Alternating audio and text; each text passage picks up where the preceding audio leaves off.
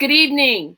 Welcome to On Another Level Book Club's Author Babble, where we're getting up close and personal with author J.J. Winston, author of The Anniversary, The Commemoration, and The Anniversary Workbook. Welcome, Miss Winston. How are you doing? I am great. Thank you guys for having me. I'm so excited. Thank you for being with us. So tell us a little bit about yourself. Well, I wrote my first book, The Anniversary, in 2017. I worked for 19 years at the Cuyahoga County Alcohol, Drug, and Mental Health Board here in Cleveland, Ohio. Cleveland. And I wanted to use my platform as an opportunity to help eradicate stigma about mental health, particularly in the African American community. It's a very serious topic, and I love fiction. So I decided to use my fiction novel as a way to do that. And just to give you a little bit of background about myself, I am a licensed independent social worker as well as an attorney. Okay. So when I worked at the Adams Board, I represented people who had mental health and drug and alcohol issues with their drug and alcohol agencies and mental health agencies and their housing. So I was like an advocate. Right. So I really wanted to take all of my skills and use that to write something that is entertaining, it keeps you engaged, but also teaches you at the same time. I love it. I love it. I work in the field of special education, so I work with the whole shebang. Yes. And that is one thing that's dear to my heart, very dear to my heart. So you said your professional, I'm going to say your careers have prepared you for the world of mental health, which this is where your love for writing and the fiction that you have written have grown from. Are there any personal experience that have helped you dive into the life of mental illnesses? Well, I think everybody got a few people in their family that's dealing with something. Yeah. And I think that that's what I really wanted to do with my fiction, is to make people realize that, we all are dealing with something. We all got a cross that we got to pick up and carry. Yes. Somebody else might be mental health. Somebody else got something else they're dealing with. Right. But we all dealing with something. You're not going to get out of here unscathed. So exactly. It's how you deal with it is everything. Exactly. And in our community, we've been taught to really been silent on this particular issue because our information has been used in the past to harm us. Mm-hmm. So what I want people to understand is that there are safe places that you can go and talk to people and get the help that you need. And what we should be doing is talking to each other as well. Right. And embracing each other, because everything that have gone on in society, we've had several murders by law enforcement because they don't understand, or there's no communication in what's actually going on. There's no processes in place. So I think this is great. Fiction is a great way to begin the conversation on the issue. And that's exactly what I wanted to do. And you know what? And I'm glad you brought up about the murders, like you said, that we've been experiencing as a community. And I think that we as African Americans, people who belong to the brown and Black community, we have been traumatized by watching people who look like us die every day on the news. In particular, when George Floyd was killed, they played that over and over and over. It's traumatizing. Mm-hmm. And I think that, and it makes you afraid to call the police. But what we need to understand is the police, all of us are one. If I have a problem, I'm not going to call Ghostbusters or somebody breaking in my house. I'm calling 911, and the police better come because I pay their bills. Right.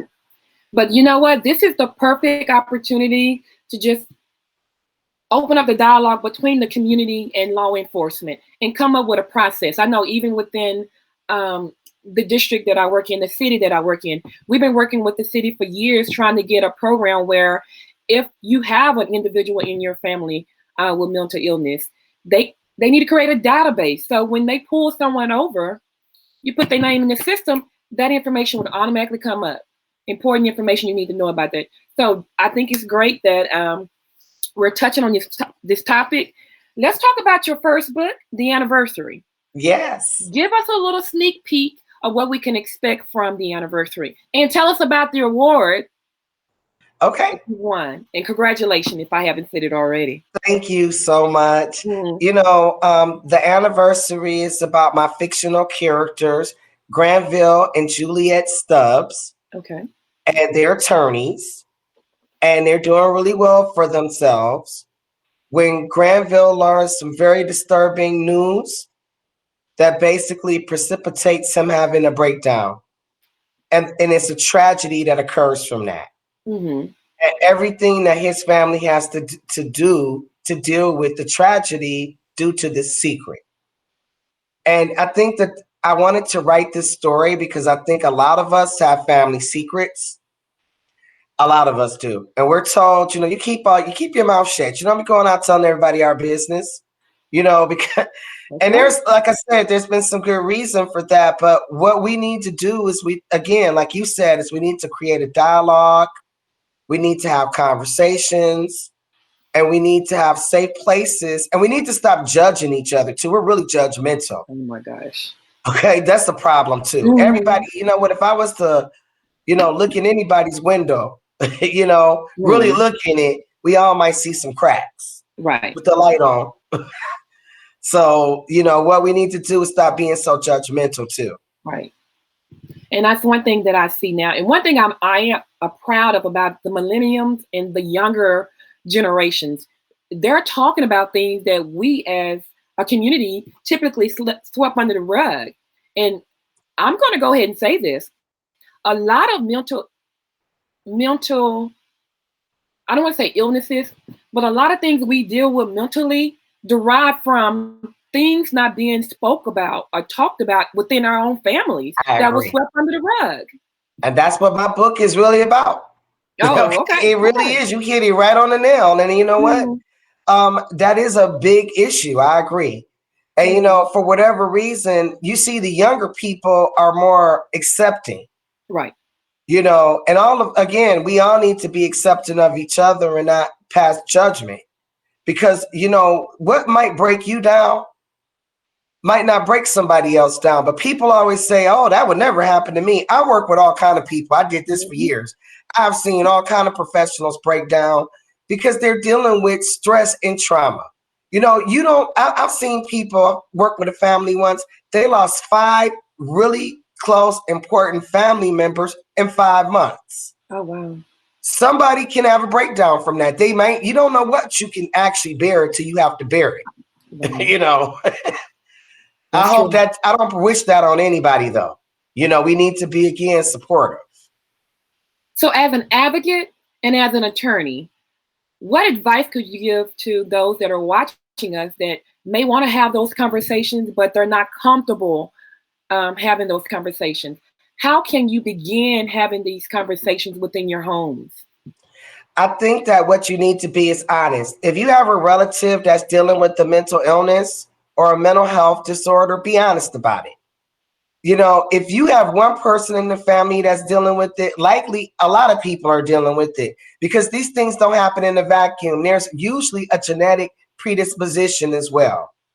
So if you have one person that has bipolar, it's some other people in the family that has bipolar.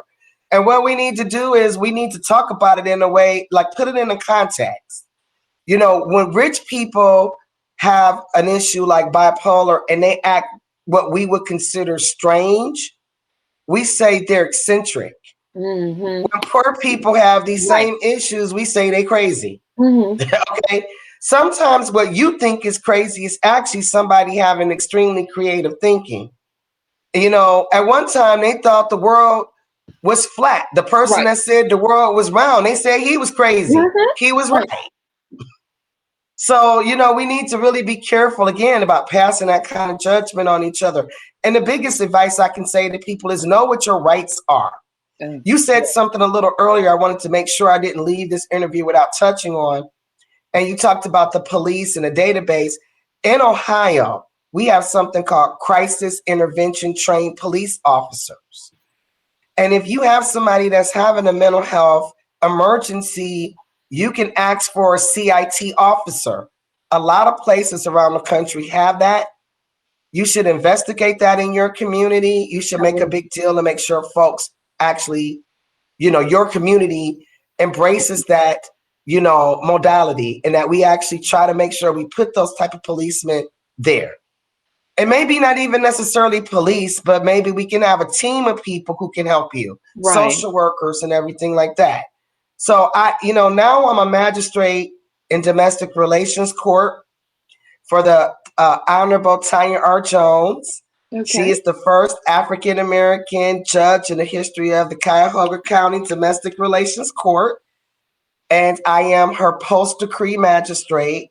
And even now in my job, I still see mental illness all the time. People going through divorce or dealing with divorce trauma, I see mental illness all the time. Right. I actually see it everywhere I go. I feel like, instead of seeing dead people. I'm with you. I can be in a room and I can say, there's something, you can spot certain things. That's right. Yeah. Well, you do this a lot, you can't see it. And again, what we need to understand is that, by the grace of God, go I. It could be you. Right. One in 4 people are dealing with the mental illness or drug and alcohol issue. 25% of the total population. That's 1 in 4. That's a lot of people. It is. So I'm going to ask you a question. It's sort of so I know people dealing with this specific information, and since I have you and you have all the knowledge, I'm going to pick your brain a little bit. Pick it. Go ahead. I'm here, girl. One thing that I've noticed over the years, of course, I work in transition in the district as well. So I'm constantly working with families and adult students and preparing them for life after high school. One thing I've noticed in a wall that we've run into so many times is that parents may know of issues prior to them turning of age, but once they become adults, those rights, they lose those rights. So that adult individual may be in a crisis, may need help, and they may come to the rescue. But of course, because they are adults now, they can check themselves out, or they can just refuse services, period. What advice would you give to parents of adult children who have mental illnesses or just have some type of condition where they need assistance, but it's a battle with them recognizing it or just accepting help? I'm glad you asked that. That's an excellent question. First off, you really should get my workbook and resource guide. Okay. It has all kind of information about working as a family member with someone who has a mental illness or a drug and alcohol issue. Awesome. Okay. I'm going to say this. I'm going to use an analogy if that's okay. Me and you are having a conversation right now, yes? Yes. Somebody told you that you weren't really talking to me. What would you say? Yep, she's in front of me. I see her. That's how people who are dealing with the delusional disorder, something like where they see or hear things, that's how they feel. Gotcha. Because they are actually hearing and seeing these things. Just because you don't hear them and see them doesn't mean they don't. Right. So part of what we have to do is to get people to buy into what's happening. And that's very difficult. All right, so then let's just determine that, I don't see Judy or don't see JJ. Okay. All right. Well, maybe God's talking to me. You want me to take medicine to stop God from talking to me. I'm special. So God talks to me. He don't talk to you. Gotcha. So you know what? Part of it is getting people to understand that this is something that's an illness and that it's not easy. And for young people, that's really hard. I think that what we need to do, if you are a parent and you're recognizing problems with your kids, you're not doing them a favor by hiding it. You're hurting them. Yes. There's all kind of process. I mean, like we have programs, we have resources available, and that your kid is not getting that because we haven't identified them as having a problem. And what happens is parents die, and then you got a kid that really can't live on their own. So either you're going to burden their brothers and sisters, right? If they decide to do it. Some people will put you somewhere and be like, it's not my issue. Right. So I think that what we really need to do is, again, acknowledge. And that's hard. When you're a parent, you want your babies to be perfect. Right. I'm a parent, but we are all flawed. That's what I think we need to understand. There's no such thing as perfection. Not unless my name started with J, but it don't end with S. I ain't Jesus. I'm Judy. JJ also. They call me JJ. So I hope I answered that question. I think that what is important is to put procedures in place for people. There in Ohio, we have something called a durable power of mental health, or it's a durable power of attorney for mental health. Right. And what it does is it allows you, when you have capacity, when you're well, to determine what you want when you become sick. You can have somebody act in your stead. They can make decisions for you. I really encourage people to get those particular documents in place. I testified for the bill here in Ohio. We put it in place. Very few people use it. And when I worked at the Adams Board, when they get put in the hospital, they calling me. I can't help you when you involuntarily committed. Right.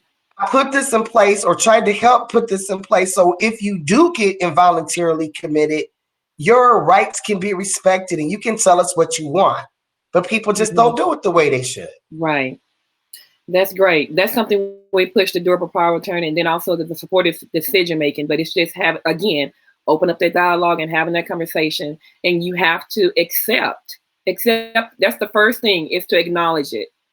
But until then, it's hard. You know what I also suggest that really works is for people to videotape their loved ones if they're psychotic.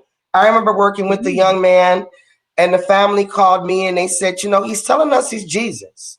And I said, okay, when he does that, I want you to videotape him doing that. And we had a meeting, and this guy was so convinced. He said, I don't know what they're talking about. That's a good idea. That's a great idea. There's nothing wrong with me. And the people pulled out the video. Right. And he clearly said, I am Jesus. I said, let's just talk about it. Is this you? He said, yes. I said, you clearly said you're Jesus. What can he say? He just dropped his head. And then that gives us the opportunity to have the dialogue. Exactly. Do you really think you're Jesus? And if you do, let's figure out what we can do. To try to help you understand that you can get yourself killed. Because people, they're not trying to hurt somebody, they're just sick. But you got to look at where the police are coming from too. If somebody is actively psychotic, and they can be dangerous. Sometimes people are dangerous, and that's just unfortunate, but that's the truth. Right. That's true. I love that idea of recording. That's a great idea. Okay, so tell us real quick, the anniversary, you received an award. I did. I received the Independent Author Network's, it was a finalist for the 2020 Book of the Year Award in the Outstanding Women's Literature category. Congratulations. And I was very, very happy. It made my day. So this was your first book. You had not written anything prior to this book. Tell us about the process. How long did it take you to write the book? It took me 4 years. Okay. And 4 years. 4 years. And what it was is I wrote it on a Samsung tablet, which is a little known fact. It's because I work with computers. I work in front of computers all day. And I was able to use, I like to sit outside of the computer. That's why I got to wear these glasses now. I'm blinded in the back. Okay. I'm going to need a seeing eye dog and a cane before it's all over with. Don't speak that in. Don't do that. I'm just telling you, girl, my eyes is going bad. So, I really like to sit outside. I live right on a creek, and I would write. And I put together this story. It actually was a short story that I let a writer read that told me she loved it and I should turn it into a novel. So I did. I had to find the right editor. I did. Erica Parker of Lyrical Innovation. She is awesome. She's a writing coach. And she really, really helped me get everything together. And we got it out there. And I had so many people who loved the book that they asked for the workbook. They said they loved the book so much that they really wanted me to go into more depth about mental illness, about mental health, about the different drugs, about treatment planning, what that means, understanding how to involuntarily commit someone if you had to, those kind of things. So I said, okay, so I did it. And in the workbook, it also has reading questions. Okay. And then people really wanted me to continue the story. I purposely kind of left it on a, you know how you do it, on a cliffhanger. So my second book, The Commemoration, still has the mental health theme, but I wanted to spice it up some. I added a human trafficking theme. Okay. And a sickle cell disease theme, because I work with a number of human trafficking victims as in my job at the Adams Board. That's what made me come up with that.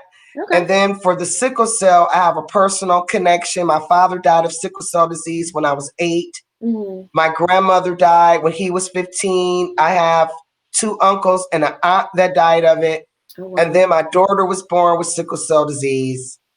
And then I also have a niece, a great nephew, and a great niece, all with sickle cell disease. And it is really important that we continue to raise awareness about this particular topic. Yes. And I decided if I'm gonna be doing all this, I might as well be doing that too. We can do it all. Education. I have a great nephew who has the disease as well, and it is really trying at that young age to go through so much, It is. Yes. And my daughter is a junior. She's a junior at Ohio State. Okay. She's in school to be, she wants to get her degree in biochemistry. She wants to be a hematologist. Okay. So she has a disease that is not as recognizable as my father's disease. My father has sickle cell anemia.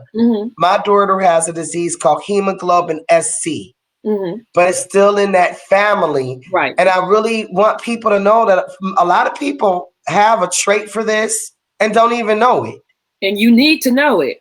That's right. My husband was unaware. Right. Exactly. So, as an author, yes, first book, the anniversary, and now I think you said May, the commemoration came out. Yes. Was it May or May? Yes, May. How have you saw growth or even development in yourself? Do you see a difference in the book from the anniversary to the commemoration?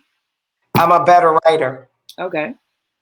I write a lot. I'm a lawyer. And now I'm a magistrate. I do a lot of writing, but it's a different kind of writing when you write fiction. I always was really good at English. I was good in school. I'm not going to say I wasn't. But if you gave me something to present, I'm a very good speaker or write.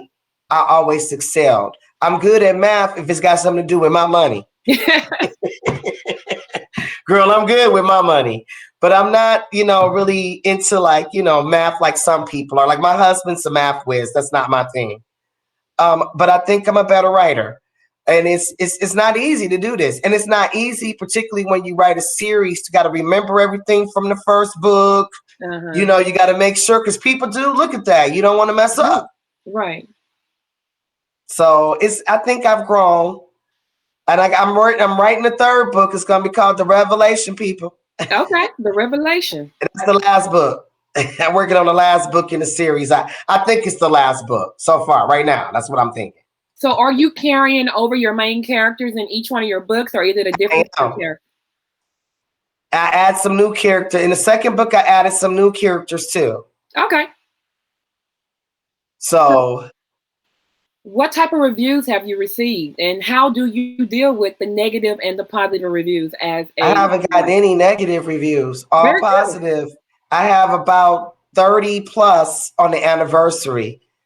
I have 10, a little bit like 10 or a little bit more on the commemoration. Cyrus Webb, I don't know if you know who he is. He gave my book. He has a hugely popular show called Conversations. He is a top Amazon reviewer. He gave my book a 5-star and a very excellent review. Right now, stop and tell us how you can be reached and where our viewing audience can purchase your book, because you have really piqued my interest. Yes, you can reach me at my website at novelistjjwinston.com. You can buy my books there. You can also go on there and subscribe for my newsletter. It came out today. Okay. I do a monthly newsletter. This month's topic, I'm talking about sexual assault, because April is Sexual Assault Awareness Month. And I'm also talking about alcohol abuse in respect to mental health, because that's also, April's a whole bunch of different things going on. Right. So that's one of the things. And it came out this month. Also, you can reach me by email at info@novelistjjwinston. I'm looking forward to hearing from everybody. I do a lot of presentations. I have a bunch of different presentations on different topics around mental health. And I also have my own program called Know Your Cells, aimed at raising awareness about sickle cell anemia. So I would, and sickle cell disease, not just sickle cell anemia. And I would love to talk to anybody who wants to talk to me. If you purchase some of my books, I'll come speak to your group for free. Let me do it. So make sure you purchase the books. We have the anniversary. That also has a workbook with it. Then we have the commemoration. And the new book is The Revelation. Is that right? It hasn't come out yet, but I have a book bundle.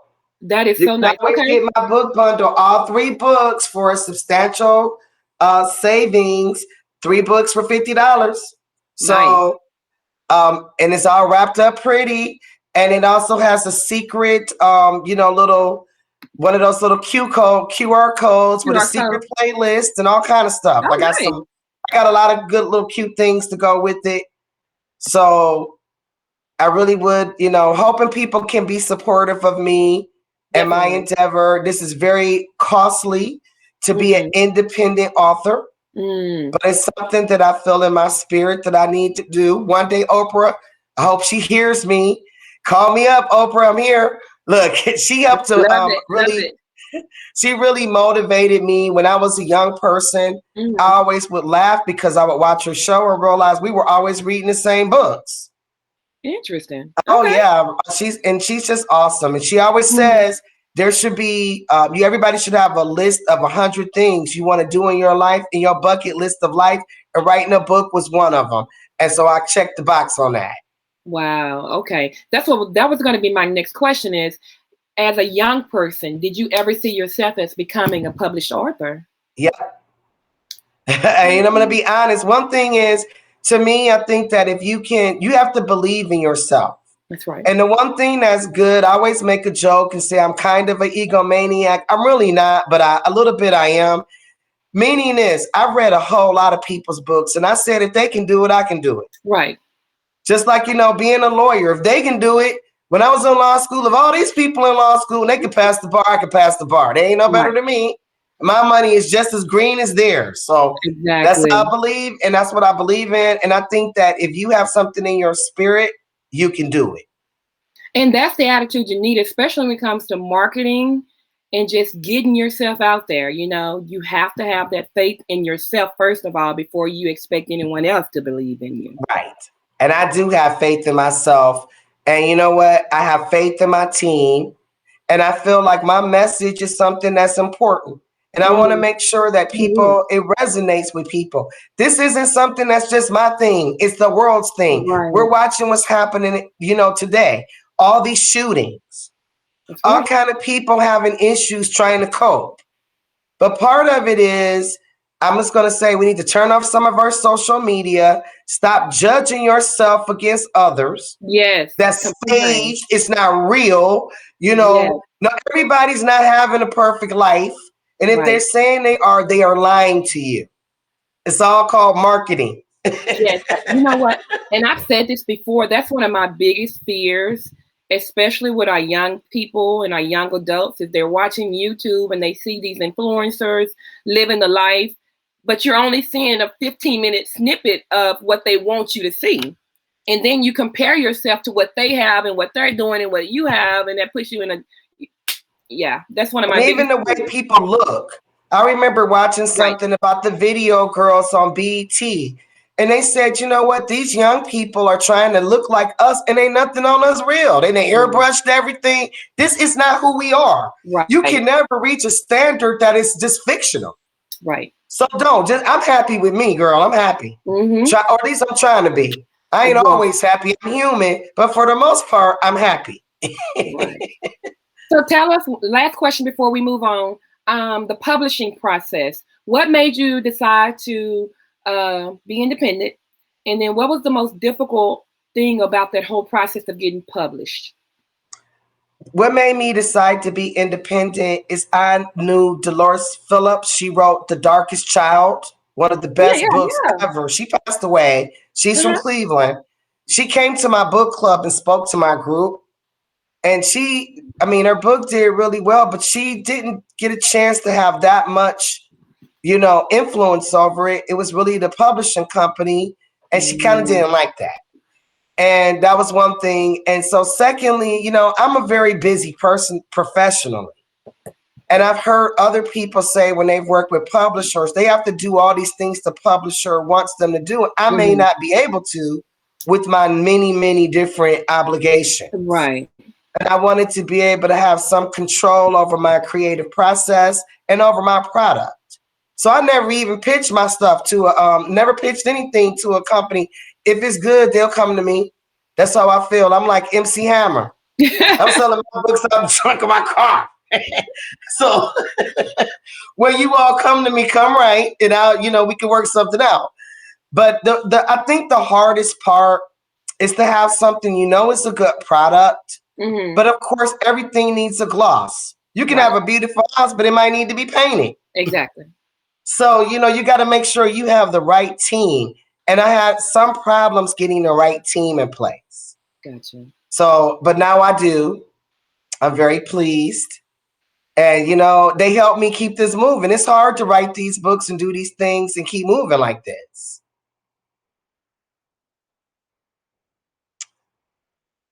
Are you guys still there?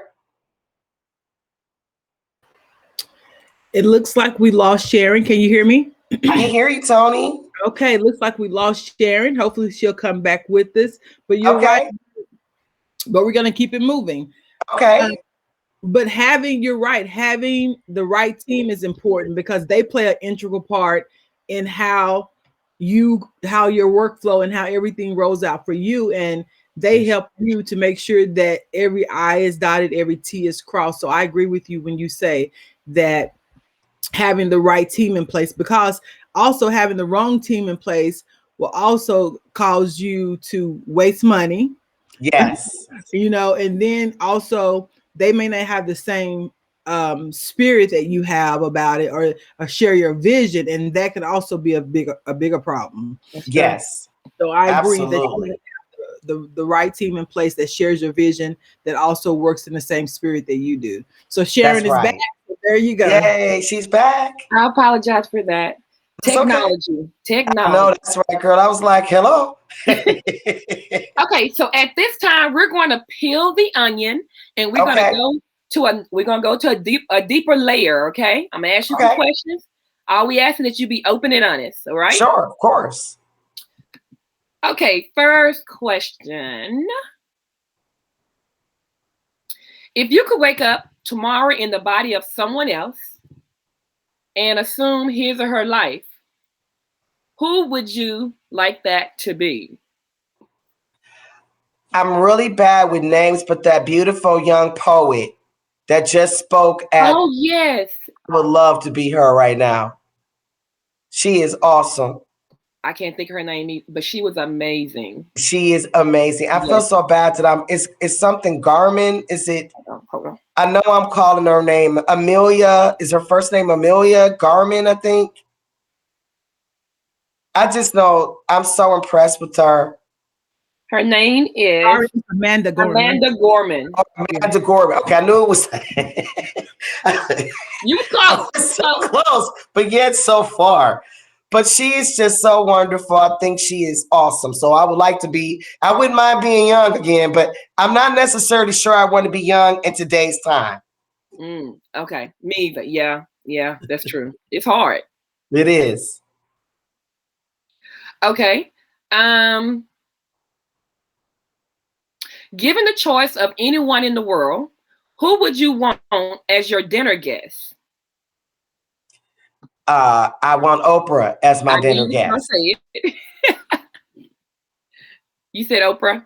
I would. I like Oprah. I think she's awesome. Yeah. I think that what she does is just amazing for African American women. I think that we need to be uplifted as African American women. We've done so much. We have to make this world what it is, and we don't get treated right sometimes, and we know it, but we're going to still keep moving. I agree. Okay, next question. If you had to flee the country tomorrow and never return, where would you go to build a new life and why? Aruba, because I love Aruba. I would live on that beautiful Millionaires Row. I would go there because it's like Southern California. It never rains. It never rains. Okay. That's right. It never rains. It rains very little in Aruba. And it's always windy. So even though it's warm and beautiful, it's always a breeze. And it's just a beautiful laid back life. But you got to have a lot of money for that. Right. Because they have to import everything. They don't grow nothing. They have nothing there. Aruba means the island of nothing. You say nothing. Serious. That's what it means in their language. Okay. That's someplace I want to go. I want to go to Aruba. I love that place. I wish I could go right now. Okay, last question. Okay. Do you work hard to earn praise and recognition or to avoid criticism? You know what? I guess I don't really know. I think I do work hard to try to get praise and recognition, but I can take criticism. Okay. Everybody not gonna like you. Right. And everybody not gonna like your message. You may not have done anything wrong. That's what I want all the young people to know. Mm-hmm. You can do everything right. And it's gonna be one hater out there that don't like you. Right. And so you know what? I'm one of those people. I'm okay with me. Everybody don't like me, and I probably don't like everybody. Mm-hmm. But I ain't gotta try to make their life, bad because I don't necessarily care for them. Right. I agree. Totally agree. Okay, so next we're going to chop it up with our viewers. Okay, we're gonna boss a reason, and she's gonna entertain questions from our viewing audience. All righty. Okay, we do have some questions in the queue. Can you guys hear me? Yes, I can hear you. This is excellent. I'm looking for I can't wait. Let's hear it. Okay, our first question. Well, our first statement was, it's unfortunate that parents who call the police for help later regret their decision. And that was based upon a conversation you guys were having earlier. Uh-huh. But our next question says, why not nonfiction why not a nonfiction book? Why did you not write a nonfiction book? I did write a nonfiction book. The workbook is nonfiction. Okay, so the workbook is nonfiction, but why? Yes, definitely. So why didn't you choose to write the commemoration or the anniversary as a nonfiction since it resonates so much with you and you have so many personal attachments to it? I think that people are when you write a fiction book and you entertain people, you get people to bring their defenses down to receive the information. Mm-hmm. Okay. I've done this for so many years and I've seen so many people, they're really defensive about the word mental health. Why? It's because it's been used as a weapon against them. It's been weaponized. Right. So I think that being able to take a fiction book and entertain people, where people read the book and they say, you know what, I learned so much from that book. Like it's so many things I learned I might not have never necessarily even took the time to learn had I not been entertained. And that's what I want. Okay. And that's good, because I think that goes to, first of all, knowing your audience, and then giving them information that they need, but in a more digestible manner. So that's yes. All righty. So the next question is, what age group is your book for? My age book, I say, is for adults, but I've had some other people read it and they believe that some like maybe junior and high school, seniors in high school could read it. Some people believe that it would be good in high schools. I think it's an adult book though. Okay. With adult themes. Okay. But some of these kids more adult than we are now. Right. Well, this is true. Okay. All right. Our next question. How are you promoting your book? Well, I'm promoting it by doing shows like this. I am going to start, I guess, doing some Amazon ads or something. I have a virtual assistant. She's been extremely helpful to me. That is where I do have a little bit of problems. It's hard to figure out ways to, promote your book. I actually did really well with the anniversary when we were in person because I am a member of, look, I got to figure out what's that, AKA. Oh, Right. So, and I also am a member of Top Ladies of Distinction. okay. And I was always invited to all kind of events where I had an opportunity to be in front of people and sell my books. But during this pandemic, it has been very difficult. I can imagine. I'm having a really difficult time just because I'm not in front of people like I was before. Mm-hmm. All right. And the next question is, do you have a publicist? No, I don't have a publicist. I just recently got a virtual assistant in the past 6 months. You're like, okay. This is what happens when you have a grassroots endeavor. Let's see. Hold on. Okay. Are there any more questions for our author? Because that's all that I have in the queue right now. Ms. Winston, while we're waiting on additional questions, if there's any, go ahead and share again with our audience how we can contact you and actually where we can purchase your book. You can purchase my books from me on my website at www.novelistjjwinston.com. My books are also on Amazon. They're at Barnes & Nobles. Pretty much, if you were to Google the anniversary or JJ Winston, you will find a whole lot of places selling my books. It even shocks me sometimes. Okay, so you can also reach me on my website. Subscribe to my newsletter. It is free. It's virtual. You can also reach me by contacting me on my email at info@novelistjjwinston. All right. Thank you so much. Sorry, Sharon. No, you're fine. Go ahead. At this time, we don't have any additional questions for our authors, so that ends our Q&A. All right. Thank you. Those were some awesome questions. Thank you, Tony, for coming in and taking care of that little section of our show. Miss Winston, it has been a pleasure speaking with you today. One thing I always ask our authors is to leave some words with our viewing audience. We may have individuals viewing our the broadcast right now who's interested in becoming writers. What piece of advice would you leave for anyone who's interested in writing and just is hesitant to take that step of faith to start the process? At the end of the day, what you should do is know that the world, we don't know how much time we have in front of us. If it's something that you have in your spirit and your heart, do it. Don't be scared. You know what? If somebody has something criticizing or critical to say, just like you got 5 people that's going to criticize, you're going to have 5 people that's going to encourage. Right. It's what you choose to believe. If you have to believe in yourself, if you want everybody else to believe in you, and everybody has something worthwhile to say.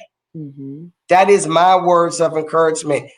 Everybody got something to say. You don't know what you might say might actually help save somebody's life. Right. So say it.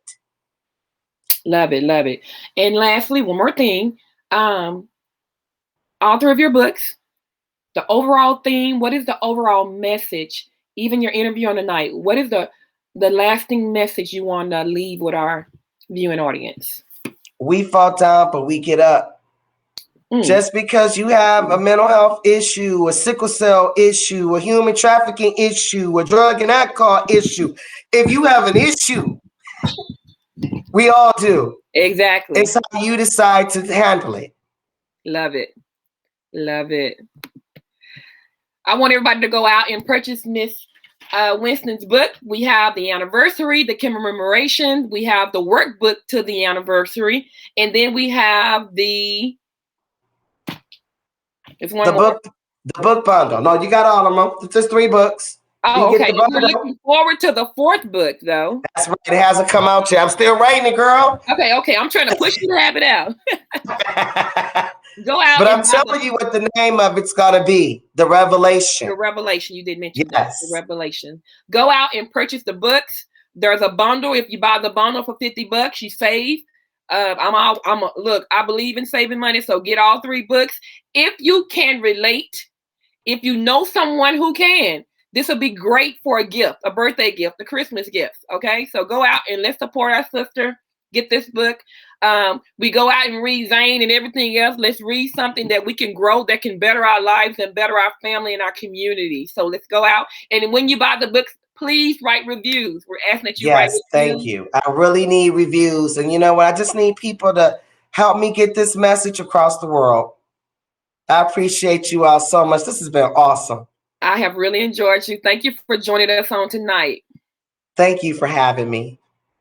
All righty, guys. Join us same place next week, same time.